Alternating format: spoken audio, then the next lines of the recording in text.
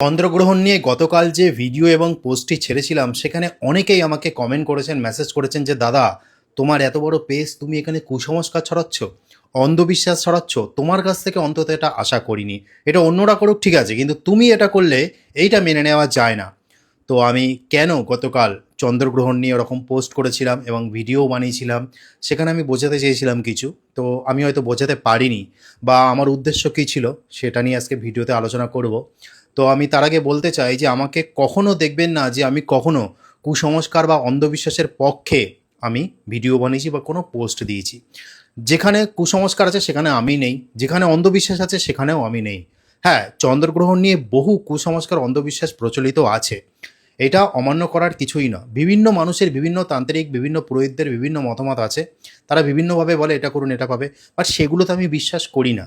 আমি কিসের জন্য করেছিলাম, যে গতকাল আমি যে ভিডিওর উদ্দেশ্য ছিল এটাই যে গর্ভবতী মায়েরা বারবার করে একটা কথা বলেছিলাম যে ভগবানের প্রতি মনোনিবেশ হতে, ভগবানের প্রতি মনোনিবেশ হওয়াটা এটা কোনো অন্ধবিশ্বাসের মধ্যে পড়ে না, যেটা আমি বলে মনে করি। এবং কিছু রিপোর্ট আমি দেখাবো যে এটা স্বাভাবিক, যেখানে আমিও বলেছিলাম যে না, সনাতনী পুরুষ সনাতনী মহিলা যারা যারা আছে এদের জন্য নর্মাল ব্যাপার, কিন্তু গর্ভবতী নারীদের ক্ষেত্রে আমি কিছু সতর্কতা দিয়েছিলাম। এর উদ্দেশ্য হলো, যখন আমি পোস্টটি এবং ভিডিও বানিয়েছিলাম তার আগে আমি বহু রিসার্চ করেছিলাম যে কোনো কি রিপোর্ট এরকম আছে যে চন্দ্রগ্রহণের ফলে নারীদের এরকম কি কোনো সমস্যা হয়। সেখানে দেখা গেছে ম্যাক্সিমাম রিপোর্টে না এসেছে যে না, কোনো রকম কোনো প্রভাব পড়ে না, এটা সাধারণ বিষয়। কিন্তু আরও ডিপলি যখন গেলাম তখন কিছু কিছু রিপোর্ট এমন বেরিয়ে এসেছিলো যেখানে আমার মনে হয়েছিল যে হ্যাঁ, কিছু হয়তো রিপোর্ট যেটা বেরিয়েছে সেখানে হয়তো আমাদের সনাতন ধর্মের যে চন্দ্রগ্রহণের বিষয়টি সেটা হয়তো কানেক্টেড আছে। তো সেই রিপোর্টগুলি আপনাদের আমি দেখিয়েছিলাম এবং এখনও দেখাবো।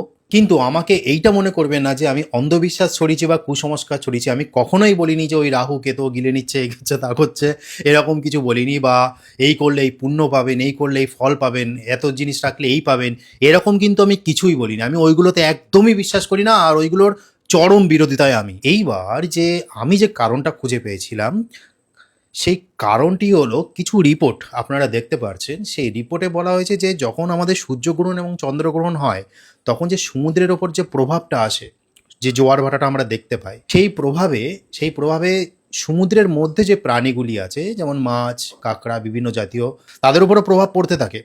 এইবার মানুষের দেহে কি হয়, মানুষের দেহ যেহেতু 60 থেকে 70% জল দিয়ে তৈরি, এবং মানুষের সম্পূর্ণ ব্রেনটি, মানুষের সম্পূর্ণ মস্তিষ্কটাই সম্পূর্ণ ম্যাক্সিমাম জল দিয়ে তৈরি, যেখানে আমি যদি ভুল না হই তাহলে 60 থেকে 70% মানুষের মস্তিষ্কে জল থাকে।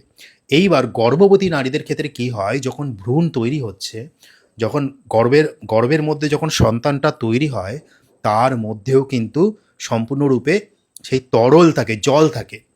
তো যেহেতু চন্দ্রগ্রহণ, সূর্যগ্রহণে, পূর্ণিমা এবং অমাবস্যাতে সমুদ্রের ওপর, নদীর ওপর প্রভাব পড়ে, জোয়ার ভাটা হয়, ঠিক সেই কারণেই একটা সতর্কতা বাণী হিসাবে আমি এটা পোস্ট করেছিলাম যে গর্ভবতী নারীদের ক্ষেত্রেও এই সমস্যা হতে পারে।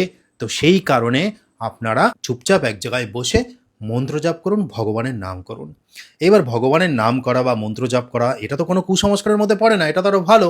সায়েন্স বলছে যে মন্ত্রজাপ, গর্ভবতী নারীরা যদি মন্ত্রজাপ করে, এক জায়গায় বসে যদি ধ্যান করে, তাহলে অনেকটাই উন্নত। যদি পরিষ্কার শুদ্ধ দেহে যদি তারা বসে মন্ত্রজাপ করে তাহলে এরা আপত্তি কিসের।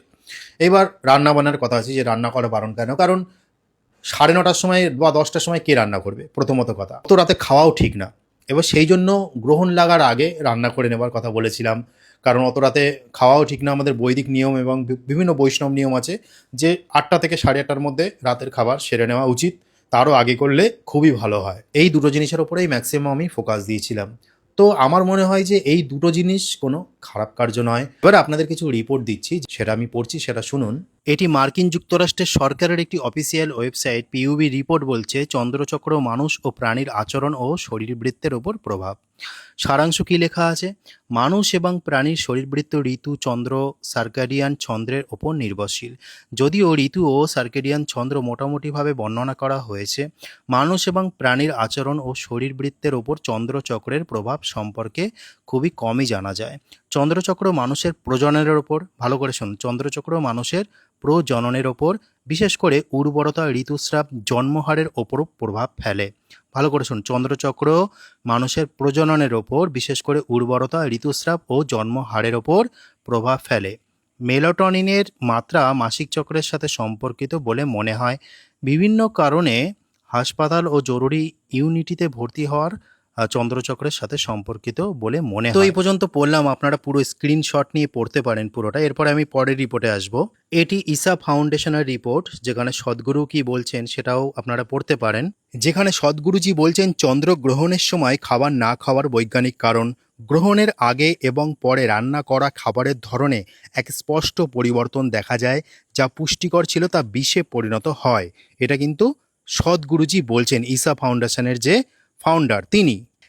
এছাড়াও তিনি বলছেন মানবদেহের ওপর চন্দ্রগ্রহণের প্রভাব। এই রিপোর্টটি আপনারা পড়ে নেবেন, আমি আর পড়লাম না যে প্রভাব ফেলে কি না।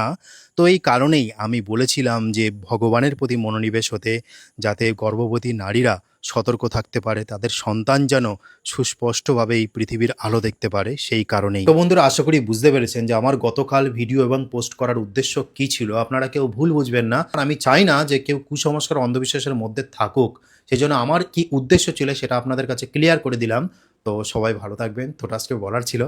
জয় সনাতন ধর্মের জয়, হরে কৃষ্ণ।